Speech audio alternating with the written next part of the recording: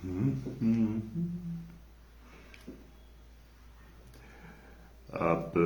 सभी को नमस्कार। और आज का विषय, जैसा कि थोड़ी देर पहले मैंने अपडेट किया था कि हम यूजीसी के ऊपर चर्चा करेंगे। यूजीसी का जो तमाशा चल रहा है, मैं तमाशा बोल रहा हूं विशेषकर, क्योंकि विशेष रूप से तमाशा इसलिए बोल रहा हूं क्योंकि जो चल रहा है, जो हल्ला चल रहा है, वो गलत है, सही है, क्या है, इसके ऊपर हमें बात करनी है। क्योंकि पिछले 2-3 दिन से लगातार मेरे वॉल पे, मेरे व्हाट्सएप पे व्यक्तिगत रूप से और भविष्य के इस पेज के ऊपर आप लोगों के मैसेजेस आ रहे थे और लोगों ने आग्रह किया था कि यूजीसी के इस निर्णय के बारे में चर्चा करें। अब आजकल मैं बहुत उलझा हुआ हूं वेबसाइट के डेवलपमेंट को फाइनलाइज करने में, और वेबसाइट जो है हमारी भविष्य.org, उस पर कुछ काम चलता रहता है। तो आप सभी लोगों से मैं निवेदन करूंगा, आग्रह करूंगा कि भविष्य.org BHAVISHYAT.org ये वेबसाइट को जरूर देखें। और कुछ विशेषताएं हैं, जैसे आज ही हमने दैनिक राशिफल जो है वो उसमें बहुत विस्तार से अपडेट कर दिया है। सो अगर बहुत अच्छा होगा अगर आपको अपने जन्म राशि तो खैर हम सबको पता ही रहती है, लेकिन अगर कुंडली में ध्यान से देखेंगे तो आपको अपना जन्म नक्षत्र भी मिलेगा और आपको अपना जन्म नक्षत्र का कौन से पाद में चल रहा है, ओके, 1, 2, 3, 4 में से कोई एक होगा, तो जन्म नक्षत्र और उसके कौन से पद में है वो आप लोग अगर वहां डालेंगे वेबसाइट में तो आपको और ज्यादा विस्तृत पढ़ने को मिलेगा। अभी ये सारी व्यवस्थाएं फ्री हैं, तो आप सभी लोगों से मेरा आग्रह है कि अपनी प्रोफाइल जरूर बना लें और प्रोफाइल अपडेटेड रखें और आनंद लें तकनीक के माध्यम से हम कैसे सूक्ष्मता की तरफ बढ़ सकते हैं। कई सारे लोग कहते हैं कि यहाँ कुछ फ्री नहीं मिलता, तो कुछ फ्री करने का ही प्रयास है। खैर, तो ये बातें मैं इसलिए भी कर लेता हूं थोड़ी सी यहाँ वहां की, कि अब ऑल्दो ये यहाँ वहां की नहीं है, हमारी वेबसाइट की बात है, लेकिन चूंकि ये लाइव है, लोगों को जुड़ने में समय लगता है और ये घोषणा हमने पहले ही करी थी कि आज 12 बजे हम लाइव रहेंगे, तो हम प्रस्तुत हैं आपके लिए। और होपफुली अब जितने लोग जुड़ना चाहते होंगे वो सब जुड़ रहे हैं, आगे भी जुड़ेंगे, बाद में भी देखेंगे। चलिए, तो आज के विषय को शुरू करते हैं, जो है यूजीसी का तमाशा। सो यूजीसी के तमाशे के बारे में क्या बात की जाए। देखिए, पहले तो ये समझें कि ये मामला है क्या। आप लोगों ने, सब लोगों ने कहीं ना कहीं इसको लेकर काफी सारी जानकारी निश्चित रूप से ले ली होगी। ये मामला है, एक व्यक्ति का नाम आया था काफी वर्षों पहले, शायद 2016 की बात है, रोहित वेमुला। उसको लेकर बहुत हंगामा मचा। ये जो विशेषकर एक वर्ग समूह जो है भारत के अंदर सक्रिय रहता है, उसके द्वारा ये प्रचारित किया गया कि उस व्यक्ति के दलित होने के कारण उसके ऊपर अत्याचार हुआ, या शायद SC/ST का कुछ उनने उस समय बहाना बनाया था उसका, और उसके ऊपर अत्याचार हुआ जिसको लेकर उसने आत्महत्या कर ली। ये यूनिवर्सिटी के अंदर का मामला था। तो उसको लेकर पूरे भारत में बहुत हंगामे हुए, बहुत जगह धरना प्रदर्शन, ये वो, सरकार के खिलाफ बहुत कुछ हुआ। फाइनली जब उसकी रिपोर्ट आई, जांच रिपोर्ट, क्योंकि भारत में मजेदार चीज ये, हंगामे हो जाते हैं, जांच रिपोर्ट बाद में आती है। आप लोग में से कुछ लोग शायद सोचेंगे कि मैं कहाँ ज्योतिष से हट के बात कर रहा हूं, लेकिन देखिए, ज्योतिष में हम वर्तमान में क्या चल रहा है इसको हम इग्नोर नहीं कर सकते, इसको हम नकार नहीं सकते। तो हमें सारी चीजों को कॉन्टेक्स्ट में समझना बहुत जरूरी होता है। सो रोहित वेमुला के मामले में हंगामा बहुत मचा और ये कहा गया, ये आरोप लगाया गया कि उसके ऊपर एट्रोसिटीज, यानी उसकी जातिगत टिप्पणियां और जातिगत विषयों को लेकर उसके विरोध में कुछ कार्रवाई हुई, जिससे दुखी होकर उसने आत्महत्या कर ली। ये और बात है कि उसका जो सुसाइड लेटर है, उस सुसाइड लेटर में ऐसा कहीं कोई जिक्र नहीं था। हाँ, ये जरूर है कि वो एक विचारधारा, पर्टिकुलर विचारधारा के जो कॉलेज के अंदर या यूनिवर्सिटी के अंदर जो समूह होते हैं, या जो जिनको छोटी मोटी राजनीति या कॉलेज की राजनीति बोलते हैं, वहां पे वो एक शायद एसडीपी या समथिंग उस तरीके की कोई चीज थी, उसमें वो शामिल था। और ये लोग जो थे वो एक अफजल गुरु के समर्थन में थे। और विद्यार्थी परिषद, जो अखिल भारतीय विद्यार्थी परिषद, जिसको संघ का एक ब्रांच जो होती है, और उनका एक अलग समूह रहता है, तो वो इसके विरोध में थे। यानी किसके? अफजल गुरु के समर्थन के विरोध में थे, क्योंकि अफजल गुरु को भारत की संसद के ऊपर हमला करने का षड्यंत्रकारी घोषित किया गया हमारी ही कोर्ट के द्वारा। और जब भारत की कोर्ट ने किसी को खिलाफ या किसी के विरोध दिया, किसी के बारे में कोई टिप्पणी कर दी और सजा सुना दी, उसको आरोपी से अपराधी घोषित कर दिया, विषय वहां कायदे से खत्म हो जाना चाहिए। एनीवे, तो वो विषय आगे चलता रहा, ये लोग विरोध करते रहे, वहां पे वो समर्थन, मतलब विरोध का विरोध वो करते रहे। और कुल मिला के ये इंटरनल जो भी खींचातानी होती है कॉलेजेस में, वो चलती रही। उसके बाद में उसने एक चिट्ठी लिखी कि भाई हम लोगों को आत्महत्या करने के लिए कुछ इक्विपमेंट उपलब्ध कराए जाए। इस तरीके का एक पॉलिटिकल लेटर लिखा। किसको? वीसी को। और उसके कुछ महीने बाद ही उसने सुसाइड कर लिया। यहां तक तो ठीक है, ठीक है इन द सेंस कि यहां तक की जानकारी सबको है, और उसको लेकर बहुत हंगामा मचा। और उसके बाद में जब जांच रिपोर्ट आई तो उसमें पता लगा कि उसके सुसाइड करने के कारण कुछ और थे। और सबसे मजेदार चीज ये कि जो कहा गया था, वो जिस जाति समूह को उसको बताया गया था, वो जाति से आता ही नहीं था, है ना। तो वो सारा मामला, लेकिन जैसा भारत में हमेशा होता है, जैसे अभी रिसेंटली की मैं बात करूं, एक और दूसरा विषय जो अभी रिसेंटली चल रहा था, वो अरावली को लेकर चल रहा था, अगर आप लोग को याद हो तो। और तब भी इस पेज पर लिखा गया था कि ये ज्यादा दिन चलने वाला नहीं है। और मेरे ख्याल से आज की तारीख में कोई भी हम किसी को भी अरावली का ध्यान नहीं होगा कि सरकार जो है वो अरावली को काटने की तैयारी कर रही है, मतलब तो ये हंगामे चलते रहते हैं। और कम से कम इन हंगामों से ये तो तय हो जाता है कि हम जीवित हैं, और वो भी जीवित हैं जो सरकार का विरोध करते हैं, और वो भी जीवित हैं जो सरकार के पक्ष में रहते हैं। और मजेदार चीज ये हो गई है कि भारत में हर चीज अब राजनीति से जुड़ के हो गई है। इवन ज्योतिषियों के ऊपर भी, राजनीतिक ज्योतिषियों का, जैसे हमारे ऊपर ही लोग आरोप लगा देते हैं कि हम तो सरकार के पक्ष के ज्योतिष हैं। अब क्या बोला जाए इस बात के लिए? तो हर चीज को अब इसी नजरिए से देखा जाता है। और ये जो समस्या अभी हमारे सामने आई है, इसका भी मूल कारण जो है वो राजनीति ही है। मैं यहां से इस विषय को शुरू करूंगा। अब सवाल ये उठता है कि जब राजनीति कैसे है, तो हमें यह समझना पड़ेगा सबसे पहले कि यूजीसी को रातों रात क्या ख्याल आया, कि रात को उसको स्वप्न आया कि भाई हमें इस तरीके की कोई नियम बना देना चाहिए, और सबके जो कॉलेजेस हैं, यूनिवर्सिटीज हैं, सबके ऊपर लागू कर देना चाहिए, और विशेष रूप से एक वर्ग विशेष को, या इस मामले में सामान्य वर्ग जिसमें मैं भी आता हूं, इनको अलग कर दिया जाए, और सिर्फ जो बाकी के वर्ग हैं, जो आरक्षित वर्ग हैं, उनको ही रखा जाए। अब ये भी विचार करने वाली बात है कि रातों रात ऐसा क्या हो गया। ऐसा रातों रात नहीं हुआ। सुप्रीम कोर्ट ने, भारत के उच्च न्यायालय ने, उच्चतम न्यायालय ने, उसने यूजीसी को निर्देशित किया था कि आप अपने संस्थानों में, विशेषकर विश्वविद्यालयों में, आप ऐसी व्यवस्था बनाइए कि इस तरीके के मामले लोकल स्तर पर ही दब जाए, है ना।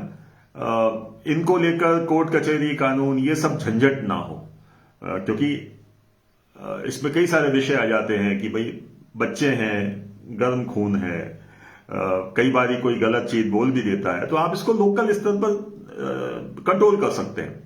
जरूरी नहीं हर चीज को आपकी एफआईआर दर्ज हो, कोर्ट में जाए, और फिर वो कोर्ट में और कोर्ट की प्रोसीडिंग्स और उन सब चीजों में मामला उलझे। तो सुप्रीम कोर्ट ने जो कहा उस पर कोई गलत भी नहीं कहा कि भाई आप ऐसी कोई एक व्यवस्था बना दीजिए। जब व्यवस्था बनाने की बात आती है तो देखिए यहां एक कैच है छोटा सा। यूजीसी जो है, यूनिवर्सिटी ग्रांट कमीशन, इनका अपना कोई लीगल विंग है या नहीं मुझे नहीं पता। मैं आपको सही बता रहा हूं, मुझे नहीं पता इनका कोई लीगल विंग है कि नहीं। लेकिन इतना जरूर मैं कह सकता हूं कि यूजीसी ग्रांट कमीशन जो है, या जो भी वहां के कर्णधार हैं, उनको कानून की बारीकियां कितनी पता होती हैं, इस पे जरूर प्रश्न चिन्ह है। क्योंकि यही अब अपन बात करें इसी यूजीसी के जो निर्देश निकाला है, या जिसको अब कानून बोला जा रहा है और जिसको लेकर इतना हंगामा मचा हुआ है, तो उसमें बेसिकली उनने कहा क्या है। मैं और भी कुछ पीछे की बातें हैं जिनको मैंने बाईपास कर दिया है, क्योंकि उस पर अपन आगे बात करते हैं। उस पर कहा क्या है उनने ये कहा है कि हर कॉलेज, हर यूनिवर्सिटी, हर कॉलेज स्तर पे, और यूनिवर्सिटी में भी हर स्तर पे जो भी स्तर बन सकते हैं, वहां पे आपको एक ऐसी समिति बनानी है जो इस तरीके के मामले, मतलब आपसी लड़ाई झगड़ा या जातिगत टिप्पणी या इस तरीके के मामलों को वो अपने स्तर पर निपटा ले। और जब अपने स्तर पर निपटाले की बात आती है तो उसमें फिर विषय ये होता है कि वो समिति कैसे बनेगी, उसका समिति का कॉन्स्टिट्यूशन क्या होगा। तो यूजीसी ने उसमें कह दिया कि भाई आप उसमें SC ST के रिप्रेजेंटेटिव होंगे, ओबीसी के होंगे, विकलांगों के होंगे और महिलाओं के होंगे। ये उन्होंने कह दिया। ये मतलब जिसको कहते हैं ना कि आप कानून बना रहे हैं, लेकिन कानून को ही आप एक जनरलाइज टिप्पणी जैसा बना रहे हैं। यहां पे कैच क्या आता है, जो मैं कह रहा था कि एक कैच है, और जो मैंने कहा था कि इनके पास कानून के सूक्ष्म जानकारों की कमी है या नहीं मुझे नहीं पता, लेकिन नहीं है इतना तो समझ में आ रहा है, इनको कानून की कतई जानकारी नहीं है।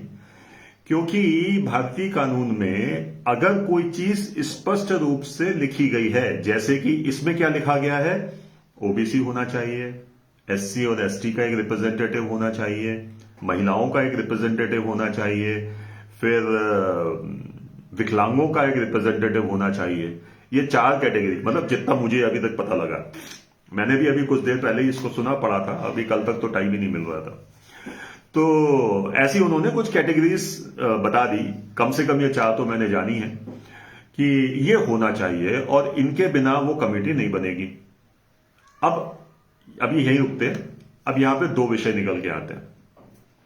पहला, आप कोई कमेटी बना रहे हैं, उसमें सामान्य वर्ग के लोग भी हैं, टीचर भी हैं, सब जो भी रिप्रेजेंटेटिव हैं, लेकिन वो कमेटी तभी मानी जाएगी जब ये 4 कैटेगरी जो उनने बोली हैं वो होगी। यहां तक तो ठीक है, बट इसमें दूसरा जो पॉइंट निकल के आता है, जिसको लेकर यह हंगामा बचा है, वो हंगामा इस बात पे बचा है कि कानून जो कहता है उसके हिसाब से कोई भी कमेटी में अगर आप इन 4 के अलावा कोई चौथा आदमी या 5वां आदमी नहीं रखेंगे तो भी ये कमेटी बन सकती है ना।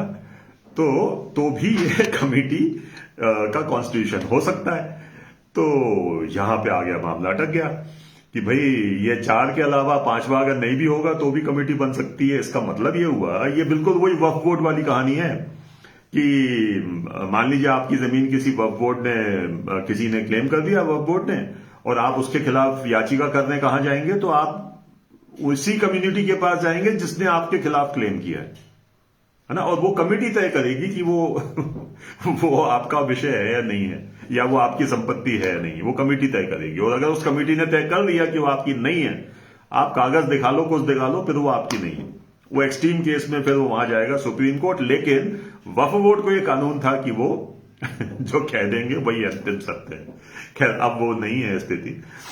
तो ये बिल्कुल विचार करने वाली बात है कि भाई बात तो सही है कि अगर ये 4 कैटेगरी को आपने रख लिया तो अगर 5वां हो नहीं हो इसकी जरूरत नहीं है, और समिति बन जाएगी।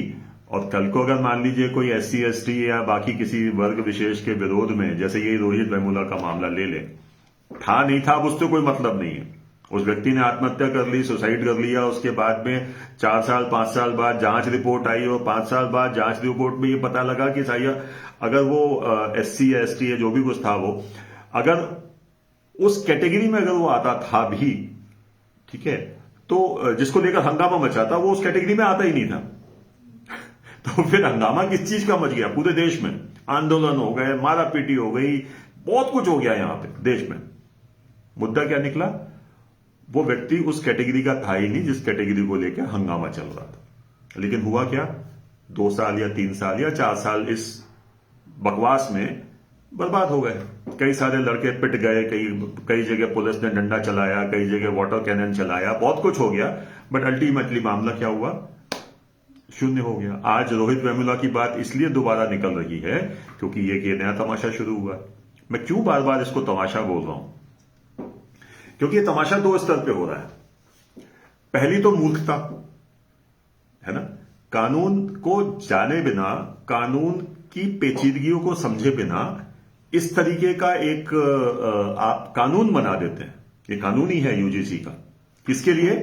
उनके अंदर जितनी भी चीजें आती हैं, उनके अंदर बेसिकली यूनिवर्सिटीज आती हैं। यूनिवर्सिटी ग्रांट कमीशन जो पैसा देता है यूनिवर्सिटी को चलाने के लिए, तो वो अपनी शर्तें लगा देता है। तो एक तो ये बेवकूफी कि जब आप कानून बना रहे थे तो भैया भारत सरकार का ही एक कानून मंत्रालय भी तो है, एक बार उनसे राय ले लेते हैं कि भैया हम ऐसा कानून निकालने जा रहे हैं, आप एक बार चेक करके बता दीजिए कि ये सब ठीक है कि नहीं। तो कम से कम मेरे जैसा एक कोई भी नहीं व्यक्ति जैसे है, मैं अपने आप को कोई भी नहीं कहूंगा, तो मेरे जैसा कोई भी नहीं व्यक्ति यूजीसी के किसी आदेश को बेवकूफी बोल सकता है, जो कि है भी, है ना। बट उन्होंने ऐसा किया नहीं किया मुझे पता नहीं, लेकिन उन्होंने पहली चीज तो ये कर दी। दूसरा मैं क्यों आपके बाद सामने ये विषय ला रहा हूं? आप में से कितने लोगों को पता है कि भारत में SC ST एट्रोसिटीज का जो कानून है, उस कानून में अगर आपके खिलाफ किसी ने शिकायत की, है ना, तो पहली चीज क्या होगी? FIR। ठीक है, FIR पहली चीज। ये वैसे भी नियम है, ये कोई नई बात नहीं है। अगर कोई पुलिस में जाके शिकायत करता है तो पुलिस का कर्तव्य है कि वो FIR लिखे। करते नहीं करते वो अलग बात है। वो इधर भी लागू है SC ST में प्रैक्टिकली। लेकिन कानून क्या कहता है? आपको FIR लिखनी है, पॉइंट नंबर 1। पॉइंट नंबर 2, अगर आपने FIR नहीं लिखी तो जिस अधिकारी ने, जिस जांच अधिकारी ने अगर FIR नहीं लिखी तो उसके ऊपर भी उसी के ऊपर धारा में वो मामला दर्ज हो जाएगा। ये 2 बातें बहुत क्लियर है। तो कोई भी किसी के खिलाफ अगर शिकायत करने जाएगा SC ST वर्ग से, तो पुलिस को उसके विरोध में, उसके पक्ष में, और जिसके खिलाफ शिकायत कर रहा है उसके विपक्ष में FIR लिखनी पड़ेगी। ये कानून है, ठीक है साहब। अब क्या है उस कानून में? क्या है उस कानून में? अंदर ये लिखा है कि अगर आपके खिलाफ या किसी के खिलाफ FIR दर्ज होती है तो पहली चीज तो यह है कि उसकी गिरफ्तारी निश्चित है। ये अब उस कानून के अंदर आ गया। पहला नियम क्या था? FIR। दूसरा नियम क्या है? वो कानून के अंदर जो लिखा है वो है, कानून के अंदर लिखा हुआ है कि अगर FIR होती है तो गिरफ्तारी कंपलसरी है। ओके ना। हमारे यहां एक CRPC भी चलता था पहले, अभी कुछ नाम बदले इन लोगों ने, BNS जो भी कर दिया है। विषय तो घुमा फिरा के वही है कि हमारी कानून व्यवस्था में, तो हमारी कानून व्यवस्था में 2 चैप्टर होते हैं हमेशा। एक तो कानून, दूसरा उस कानून को लागू कराने का प्रोसीजर, जिसको CRPC हमेशा से बोला जाता था। अब क्या बोला जाता है मुझे पता नहीं, जो भी बोला जाता हो। तो मैं CRPC बोलूंगा, तो कोड ऑफ जो भी कहलाता है। ठीक है, मैं कानून का बहुत ज्यादा जानकार नहीं हूं। तो वहां पे सारी टेक्निकल बातें होती है कि कोई भी FIR या कोई भी कानून पे कैसे कार्रवाई होगी। तो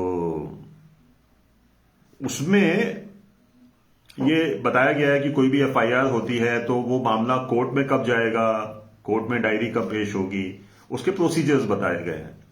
इस कानून के लिए भी प्रोसीजर वही है। डिफरेंस क्या है?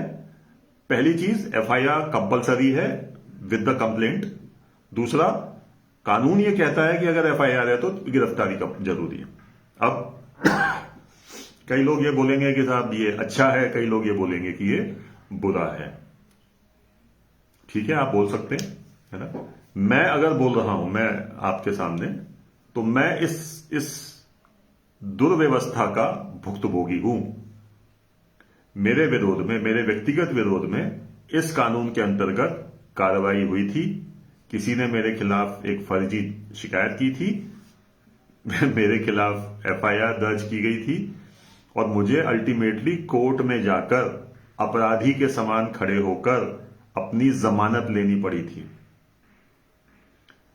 बाद में वो मामला फर्जी पाया गया, गलत पाया गया, वो मामला जो भी कुछ पाया गया, है ना, कोई सजा नहीं हुई, कुछ नहीं हुआ। लेकिन मेरे लगभग मान के चलिए कि 8 से 9 महीने बहुत मुश्किल में गुजरे थे, जबकि मैंने कुछ किया नहीं था। तो अगर आप में से कोई अगर वर्ग विशेष में से आता है तो वो ये कह सकता है कि मैं जो कह रहा हूं वो अच्छा है, बुरा है, लेकिन मैं आपको बता रहा हूं कि मेरे विरोध में इस कानून का गलत दुरुपयोग हो चुका है। तो मुझे पता है कि कैसे क्या होता है, इसलिए थोड़ा बहुत कानून जानता हूं। खैर, अब सवाल ये उठता है कि जब यूजीसी के अंदर ओके इस तरीके की आपने व्यवस्था कर दी, तो ये जो विरोध हो रहा है आज की तारीख में, जो सोशल मीडिया में हम देख रहे हैं, ये गलत नहीं है, टेक्निकली गलत नहीं है। लेकिन अब फिर जैसे मैंने कहा कि दो चीजें होती हैं, एक तो आप लकीर के फकीर की समान चलिए, तो बिल्कुल जो हो रहा है वो बिल्कुल गलत हो रहा है, और सवर्ण समाज या अनारक्षित समाज जो है, वर्ग जो है, उसका कोई रिप्रेजेंटेशन नहीं होगा तब भी बन जाएगी। लेकिन ये किस तरीके की बात हुई? ये ऐसा हुआ कि जब नौमन तेल होगा तब राधा नाचेगी, एक कहावत है। अब इसको कोई उससे मत ले लीजिएगा, कि एक कहावत है बहुत पुरानी कि ऐसा होगा तो ऐसा होगा। यहां पे क्या हो रहा है, इसमें एक कदम और जुड़ गया है कि जब नौमन तेल होगा और नाच होगा, वो नाच कौन सा होगा इसके ऊपर लोग बहस कर रहे हैं, कि वो ब्रेक डांस होगा, कि वो कथक होगा, कि वो कुछ और होगा। समझिए बात को, हुआ कुछ नहीं अभी तक लेकिन क्या हो सकता है इसको लेकर परेशानी है ना। और हमारे पास एक प्लेटफॉर्म है, जिस प्लेटफॉर्म पे आप और हम जुड़े हुए हैं, तो मैं भी ये विषय आपके सामने रख रहा हूं। लोग भी अपने मन की बात लिख देते हैं, तो 4 लोगों ने मन की बात लिख दी, मैंने भी लिखा है यूजीसी पर मन की बात। आज माननीय प्रधानमंत्री का भी मन की बात का कार्यक्रम था, तो हर कोई अपने मन की बात कर सकता है। तो लोगों ने लिखना शुरू कर दिया कि साहब ये तो अनारक्षित वर्ग के विरोध में है। तो भाई ठीक है, अब 1 ने लिखा, 2 ने लिखा, 3 ने लिखा, फिर 6 ने लिखा, फिर 60 ने लिखा, फिर 600, 6000, 6 लाख। ये होना कोई बहुत आश्चर्य की बात नहीं है। फिर क्या होता है, कौवा कान ले गया साहब, यहां कोई छू के नहीं देखेगा, वो तो ले गया, है ना। तो ये है ओवरऑल कहानी। फिर मैं रिपीट करूंगा, यूजीसी के जो आदेश निकाला गया है वो अधूरा है, इसमें कोई दो राय नहीं है। एक, at the same time practically अगर किन्हीं 4 कैटेगरी को विशेष रूप से उल्लेखित किया गया है, तो इसका मतलब यह है कि उन्होंने यह सुनिश्चित किया है कि 4 कैटेगरी जरूर से रहें। कल को यह ना हो कि कोई ये कहे कि साहब आपने समिति बना ली, उसमें ये नहीं है, वो नहीं है। जैसे वक्फ बोर्ड में अभी कह दिया गया था कि आप कम से कम 2 या 3 हिंदू लोग भी उसमें रहेंगे, और मुस्लिम समाज उस पर भड़क गया था कि नहीं साहब हिंदू कैसे रहेंगे इसके अंदर, ये तो धर्म का मामला है, जबकि धर्म का कोई लेना देना नहीं था वहां पे। तो उस चीज से बचने के लिए उन्होंने कह दिया 4 लोग होंगे, लेकिन गलती क्या कर दी, ये लिखना भूल गया कि भैया जनरल भी रहेंगे। लेकिन प्रैक्टिकली क्या होता है, वो यही होता है कि कॉलेज में 2, 4, 5 जो भी लोग होते हैं उनको मिला के समितियां बना ली जाती हैं, वो समिति अपना काम करती है। अब ये नियम आ गया कि उस समिति में ये 4 कैटेगरी के लोग जरूर रहेंगे। इसका मतलब ये भी है कि इन 4 के अलावा कोई नहीं भी है तो भी कमेटी बन जाएगी। हाँ बिल्कुल सही बात है, कानून तो यही निकलता है, इसलिए मैं बेवकूफी कह रहा हूं। और इसका मतलब ये भी है कि जब समिति बनेगी तो उसमें ये 4 कैटेगरी रहेंगी और बाकी के लोग भी रहेंगे। तो ये बाकी के लोग रहेंगे या नहीं रहेंगे, इसका इस आदेश में कोई जिक्र नहीं है। और इसी को लेकर मैंने शुरू में, आप लोग जो अभी बाद में जुड़े, मैंने शुरू में कहा था भारत में आजकल हर चीज पॉलिटिकल हो गई है, हर बात पे राजनीति, हर चीज पे राजनीति। और राजनीति भी कौन लोग चर्चा करते हैं? जिनका राजनीति के राह से कोई लेने देना नहीं है, जिन्हें राजनीति की कतई समझ नहीं है, जिनका कोई मतलब नहीं है राजनीति से, बट वो बात क्या करेंगे कि साहब राजनीति हो रही है ना। और यहां पे अभी मैं मुद्दे की दो चीजें बताता हूं। अब याद करिए, जब ये सरकार यानी मोदी जी का ये टेन्योर शुरू होने वाला था, यानी इलेक्शन के पहले क्या हल्ला चला था? ठीक है, हल्ला क्या चला था कि ये लोग आएंगे और संविधान बदल देंगे, यही हल्ला चला था। अब क्या हुआ? ये लोग आ गए, इनकी सरकार आ गई, उस सरकार में दो इनके पार्टनर्स भी आ गए, लेकिन संविधान तो नहीं बदला, है ना। 2019 के बाद में जो चुनाव हुआ, उसके बाद में आज तक तो संविधान नहीं बदला, है ना। 2024 के बाद अगर वैसे गिने तो अभी ऑलमोस्ट 1.5-2 साल होने को आ रहे, संविधान तो नहीं बदला। लेकिन हंगामा क्या चल रहा था कि ये लोग आएंगे और संविधान बदल देंगे। पॉइंट नंबर 1, हंगामा समाप्त। फिर अभी थोड़े दिन पहले ही मैंने कहा था कि अरावली का क्या होगा? कुछ नहीं होगा। क्या हुआ? कुछ नहीं हुआ। अरावली का मामला खत्म, है ना। चलिए रोहित वेमुला की बात कर लेते हैं। आज क्या हो रहा है उस मामले में? खत्म, शांति, है ना। अब इस पे कोई बोल सकता है कि साहब क्या हम किसी एक मामले को, अब बातें तो हम बहुत सारी कर सकते हैं, लेकिन बेसिकली हो क्या रहा है? अभी हंगामा चल रहा है। अब इस हंगामे के पीछे के कारण समझिए। भारत की राजनीति में उत्तर प्रदेश एक बहुत बड़ा रोल निभाता है। भाई 20 करोड़ जनसंख्या कम नहीं होती, और तो शायद ज्यादा ही होगी। हाँ, वैसे SIR के बाद कम हो जाएगी, हो भी गई है। तो उत्तर प्रदेश का चुनाव आने वाला है अगले साल, है ना, समय है अभी। तो अब पश्चिम बंगाल में तो ये मुद्दा चलेगा नहीं, क्योंकि वहां सवर्ण और SC ST या OBC की लड़ाई नहीं है। वहां पे लड़ाई क्या है? वहां पे हिंदू वर्सेस मुस्लिम, बल्कि उल्टा बोल रहा हूं, वहां पे मुस्लिम वर्सेस हिंदू की लड़ाई हो रही है। ये बहुत स्पष्ट रूप से बोल रहा हूं, ऑल्दो सोशल मीडिया में ऐसे शब्दों का प्रयोग करना वर्जित है, फिर भी तो सीधी सीधी लड़ाई है वहां पे, ठीक है। उस चुनाव के बाद क्या होगा? फिर सबसे महत्वपूर्ण चुनाव साउथ में, वैसे भी बीजेपी का कोई दबदबा नहीं है, केंद्र सरकार प्रयास कर रही, बराबर, वो सब बातें हम करते रहेंगे बाद में। लेकिन उसके बाद का महत्वपूर्ण चुनाव कौन सा है? वो उत्तर प्रदेश का ही है, ठीक है। और उत्तर प्रदेश के चुनाव को लेकर अभी अभी एक और बात आई। एक वो हमारे जो भी बोले उनको मैं, खैर उनको वो पदवी तो नहीं दूंगा जो दी जाती है, लेकिन वो महाराज जी का कहना यह था कि उत्तर प्रदेश में जो मुख्यमंत्री है वो योगी जी के अलावा एक दूसरे जो व्यक्ति है उनका नाम लिया गया था। ओके, क्यों लिया गया? क्योंकि उनको उनके अहंकार के साथ में माघ मेले में नहाने की अनुमति नहीं दी गई। उनको क्या, किसी को मतलब एक प्रक्रिया है, उस प्रक्रिया के अंतर्गत जाना है। वो अपनी पालकी में जाना चाहते थे और उतरना नहीं चाहते थे, पुलिस ने नहीं जाने दिया। नियम सबके लिए बराबर है, और उनको एक अलग नियम चाहिए था अपने लिए, और कहना यह कि साहब हम तो ऐसे हैं और हम इस पदवी पे हैं। ये और बात है कि वो पदवी उनके पास है नहीं। खैर, तो उनकी तरफ से एक कमेंट आ गया कि यूपी का मुख्यमंत्री ये नहीं, ये होना चाहिए। अब ये एक नया तमाशा शुरू हुआ है। अगर आप ध्यान करें तो आज से कुछ वर्ष पहले तक भारतीय जनता पार्टी को सवर्णों की पार्टी बोला जाता था, है ना।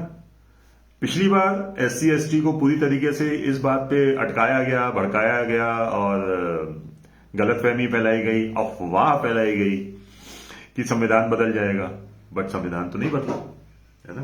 तो अब इस बार क्या? तो इस बार इस मुद्दे को लेकर हंगामा मचा हुआ। अब इसमें कुछ लोगों का कहना यह है कि साहब हर चीज के लिए मोदी जी जिम्मेदार हैं। तो वहां भी एक चीज आपको समझना चाहिए कि यूजीसी के कोई भी निर्णय वो स्वतंत्र हैं, वो अपने मंत्री के दस्तखत कराने के लिए भी निर्भर नहीं है। कुछ चीजों के लिए उन्हें अपने मंत्री से अप्रूवल नहीं चाहिए। यूजीसी ग्रांट कमीशन के पास इतनी स्वायत्तता है कि उन्हें हर चीज के लिए मंत्री के दस्तखत की जरूरत नहीं होती, अनलेस की कोई बहुत बड़ा पॉलिसी मैटर ना हो। और ये पॉलिसी मैटर नहीं है, ये आंतरिक व्यवस्था का मामला है।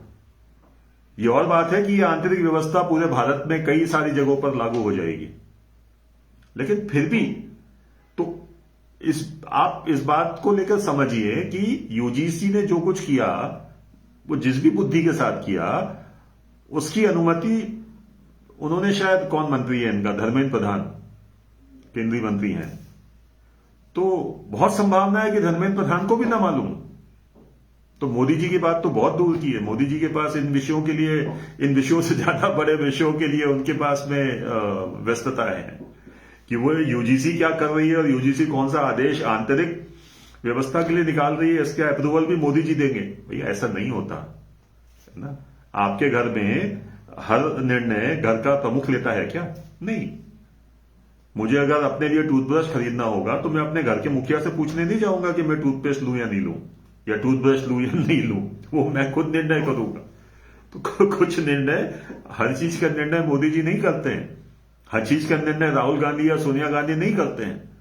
कांग्रेस की लोकल यूनिट्स भी काम करती हैं, उनके पास भी उनके अधिकार रहते हैं। ये और बात है कि हर चीज के लिए लिखा जाता है कि हाई कमान के निर्देश पर, लेकिन ऐसा प्रैक्टिकली होता नहीं है। और ना ही हाई कमान के पास इतना समय होता है कि वो एक एक चीज के बारे में जानकारी लेने बैठे हैं। अगर ये करने लगेंगे तो वो खाना भी नहीं खा पाएंगे, वो शायद हो सकता है सांस भी ना ले पाए। इतनी बड़ी पार्टियों की बातें में हम बात करते हैं, और जब मोदी जी के बारे में बात करते हैं तो हम पूरे देश की बात कर रहे होते हैं। और आज की तारीख में तो हम पूरी दुनिया के एक प्रमुख नेता की बात करते हैं, जिसे भारत के अंदर बहुत अभी भी वो क्रेडिट नहीं दिया जाता। पूरा विश्व दे रहा है ना, लेकिन भारत के लोग आज भी पता नहीं किस मुगालते में जी रहे हैं। खैर ठीक है, वो घर की मुर्गी दाल बराबर भी हमारे यहां से ही कहावतें निकली हुई है, सारी कहावतें हमारे यहां से निकली हुई है। तो कुल मिला के अगर ये मामला उठता नहीं तो ये मामला उठने लायक था भी नहीं, है ना। लेकिन एक ऐसा मामला जो उठने लायक नहीं था, उसको उठाया गया। आज उसको लेकर हंगामा मच रहा है और चर्चाएं हो रही हैं, बातचीत हो रही है। ये कहा जा रहा है कि साहब ये मोदी सरकार जो है ये सवर्णों के खिलाफ हो गई है, एंड बहुत सारी बातें। ठीक है, तो मेरे हिसाब से ये कोई विषय नहीं है, आज भी नहीं है। हां, लेकिन चूंकि ये विषय उखड़ गया है ना, बाहर आ गया है, तो अब इसमें यह बात जरूर सामने आ रही है कि यूजीसी के द्वारा एक मूर्खता की गई। ओके, अब फिर एक सवाल ये उठ रहा है, कई लोग, जो कल चर्चाएं चल रही थी इस पे रात में, तो कुछ लोग कह रहे थे कि मोदी जी कुछ क्यों नहीं कहते, मोदी जी क्यों चुप हो जाते हैं। अब समझिए, यहां भी एक मजेदार चीज है। अगर आज मोदी जी इस पे कुछ करते हैं, है ना, या मोदी जी इसके ऊपर कोई मान लीजिए एक्शन लेते हैं, तो मामला कहां फंसेगा। पिछली बार संविधान था, इस बार मोदी जी आड़े हाथों पे आ जाएंगे। क्यों? क्योंकि मोदी जी ये 4 वर्गों के खिलाफ जा रहे हैं। अब ये नया कहानी बनेगी, राजनीति है ना, मैंने आपको पहले ही कहा था, ये सारा राजनीति से जुड़ा हुआ मामला है। तो इसका उल्टा क्या होगा, ये था मोदी जी जो हैं, देखो हम कहते थे ना ये आपके विरोध में है ये सवर्णों को बचाने के लिए ये कर रहे हैं, अब ये कहानी बनेगी। ठीक है, दूसरी तरफ मोदी जी कुछ नहीं कह रहे तो मोदी जी सवर्णों के खिलाफ हो गए, है ना। तो मामला वहां पे फिर मोदी जी के लिए फंसेगा। तो इसलिए बेहतर क्या है, चुप रहो। क्यों चुप रहो, उससे होगा क्या? उससे होगा ये कि जैसा मैंने आपको पहले कहा था कि जब नौमन तेल होगा, जब नाचेगा, और वो नाच कौन सा, ये इस तरीके की बातें जो है ना, वो नौमन तेल जब होगा वो परिस्थिति सामने आने लग जाएगी। और जैसा कि अभी तक 2014 से लगातार हम देखते आ रहे हैं, हल्ले बहुत सारे हुए, रफाल का हुआ, इसका हुआ, उसका, क्या नहीं हुआ। और निकला क्या, ढाक के 3 पात। है ना? विपक्ष के पास कुछ नहीं बचता अल्टीमेटली। आप आरोप लगाते हैं बट अल्टीमेटली उस आरोप में कोई दम नहीं निकलता। ₹1 के भ्रष्टाचार का आरोप आप लगा नहीं पाए। ये आपकी कमजोरी है ना, ये विपक्ष की कमजोरी है। हमारे पास में कई सारे विपक्ष के लोग आते हैं, मतलब कांग्रेस से या नॉन बीजेपी के लोग आते हैं, और उनकी कुंडलियों में अच्छी कुंडलियां भी हैं। हम उनको बोलते हैं कि आप मेहनत कीजिए, लेकिन समस्या क्या है कि जब मैं अगर आपकी कुंडली देख रहा हूं तो मैं सिर्फ आपकी देख रहा हूं ना, मुझे थोड़ी ना पता है कि आप जिस चुनाव क्षेत्र में लड़ने वाले हैं वहां के 10 बाकी के लोगों की कुंडली क्या है, नहीं पता। तो जब तक अगर कंपैरिजन की बात करेंगे तो हम उन 10 की कुंडली देखेंगे, उसमें से तय करेंगे कि ये सर्वश्रेष्ठ कुंडली है। अब अगर मान लीजिए मेरी कुंडली अच्छी है ना, और मेरा भाग्य अच्छा है, तो क्या मैं प्रधानमंत्री बन जाऊंगा? संभव नहीं है ना। क्यों? क्योंकि मेरा वो माहौल नहीं है, मेरा वो कनेक्टिविटी नहीं है, मैं उस स्तर पे नहीं हूं, वो मतलब ये सारी चीजें साथ में जुड़ती हैं। तो कुंडली अच्छी होना, राजनीति में कुंडली अच्छी होना और बाकी चीजें होना, ये जुड़ता नहीं। खैर, सो यूजीसी के ऊपर फिर हम लौट के आते हैं। तो कुल मिला के ये जो विषय है, ये कायदे से इस विषय में कोई दम नहीं है। मैंने अरावली के समय भी आपसे कहा था, ये मामले में कोई दम नहीं है, नतीजा कुछ नहीं निकलेगा, सिर्फ एक अफवाह है जिसके ऊपर हो हल्ला चलेगा एंड अल्टीमेटली मामला शून्य हो जाएगा। अब मैं आपको एक चीज याद दिलाता हूं, इसको मैं स्टैंड पे हटा लूं, और अब मैं आपको एक अपनी पोस्ट याद दिलाता हूं।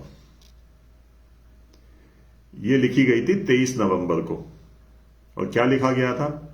आज से 7 महीने परमाणु, अंतरिक्ष, इस्लामी देश, अफवाह, आतंकवादी हमले, उठापटक के समाचार, राजनीतिक उठापटक के समाचार सहित युद्ध आपको अगले 7 महीने मिलते रहेंगे। अब ये लिखा कब था? 23 नवंबर, है ना। अब 23 नवंबर से दिसंबर, जनवरी, फरवरी, मार्च, अप्रैल, मई, जून, हो गए 7 महीने। क्या होगा? गुरु अपना राशि परिवर्तन करेंगे। गुरु यानी बुद्धि तो खैर बुद्ध से भी देखी जाती है, लेकिन गुरु बेसिकली हमारे जीवन में सबसे प्रभावशाली ग्रह जो होता है धरती के हम जीवों के अंदर, वो गुरु को ही हम सबसे ज्यादा प्रभावशाली मानते हैं। सबसे बड़ा ग्रह भी है। सबसे ज्यादा प्रभाव कुंडली में, किसी की भी कुंडली देखते हैं सबसे पहले देखते हैं गुरु की क्या परिस्थिति है। गुरु अगर अच्छा है, आदमी को निकाल ले जाएगा किसी भी खतरे से, और अगर गुरु बिगड़ गया किसी की कुंडली में, तो फिर बहुत सारी मेहनत करनी पड़ती है। फिर बाकी के ग्रहों का समायोजन भी देखो, संयोजन भी देखो, भावों का बल भी देखो, बहुत कुछ देखते हैं। शुरुआत कहां से होती है? गुरु की पोजीशन देख लो भैया, गुरु की क्या स्थिति है ना। वहां से मोटा मोटी ये समझ में आता है कि आदमी जो है वो उसके ऊपर ज्यादा मेहनत करने की जरूरत है कि नहीं, मतलब कुंडली की बात कर रहा हूं। खैर, तो गुरु का प्रभाव चलेगा। ये 7 महीने ऐसी बेवकूफी की बातें चलेंगी। एक और आपको उदाहरण दे देता हूं। अभी तक हमने हिंदू समाज और या समाजों के बीच में हमने बहस होते हुए देखी थी, है ना, टीवी पे। अब आप देखिए, हिंदू समाज में ही 2 संत स्तर के लोग, अब दूसरा संत है कि नहीं वो एक अलग डिबेटेबल बात है, लेकिन 2 संत स्तर के लोग आपस में बहस कर रहे हैं। नुकसान किसका हो रहा है? हिंदू समाज का हो रहा है ना? बाकी लोग तमाशा देख रहे हैं, ये तमाशा कर रहे हैं, दूसरा उनके तमाशे का विरोध कर रहे हैं। नतीजा, धर्म की हानि हो रही है, ह्रास हो रहा है, डिप्रिसिएशन हो रहा है। ये तभी हो रहा है जब गुरु की स्थिति खराब हो चुकी है। ओके, तो ये जो हमारी पोस्ट थी, इसके अंदर आपके लिए ये सबसे महत्वपूर्ण लाइन है, अफवाह।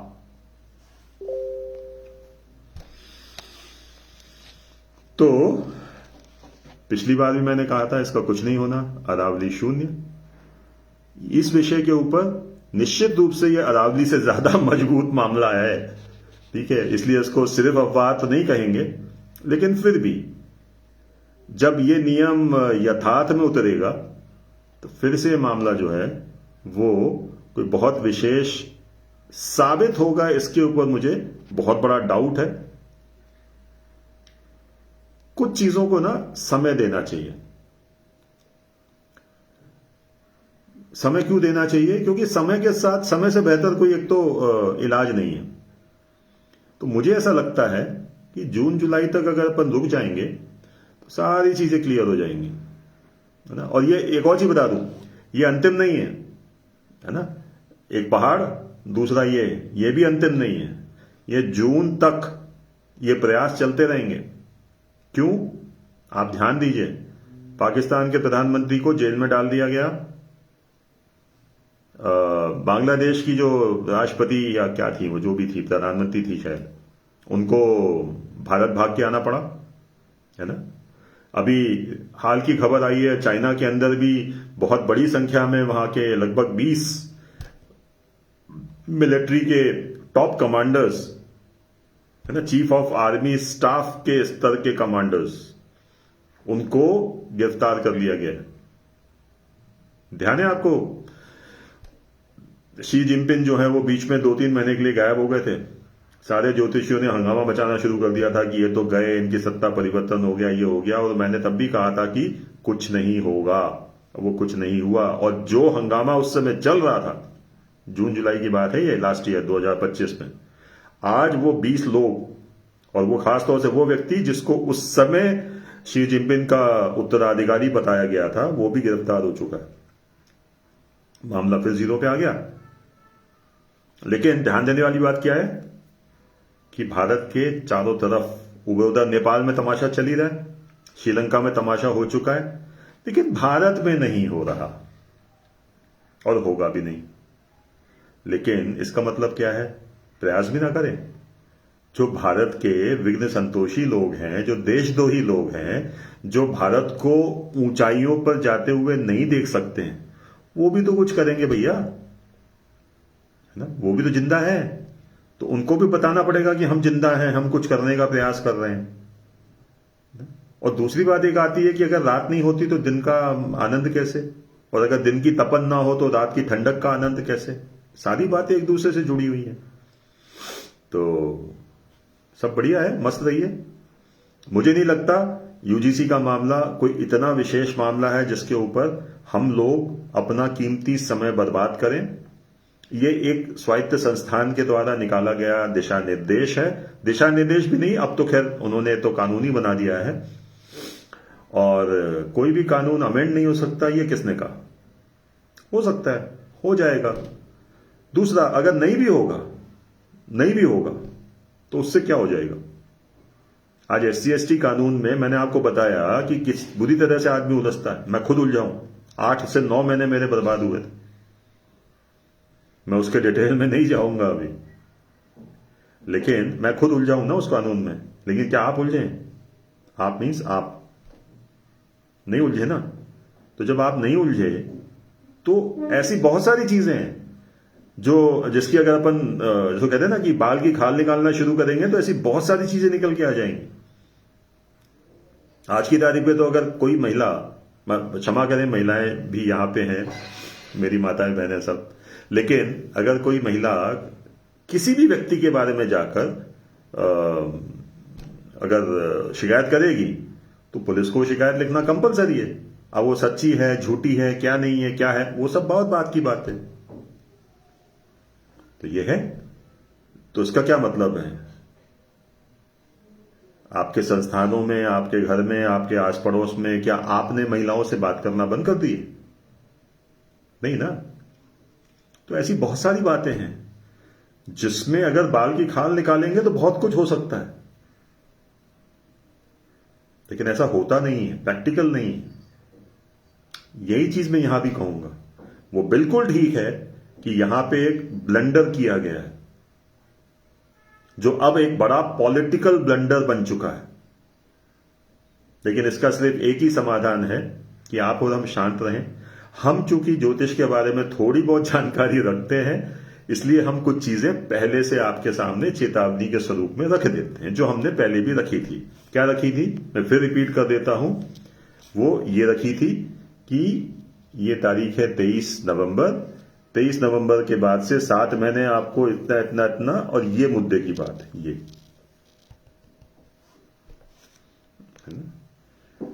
तो ये चीजें अभी चलेंगी।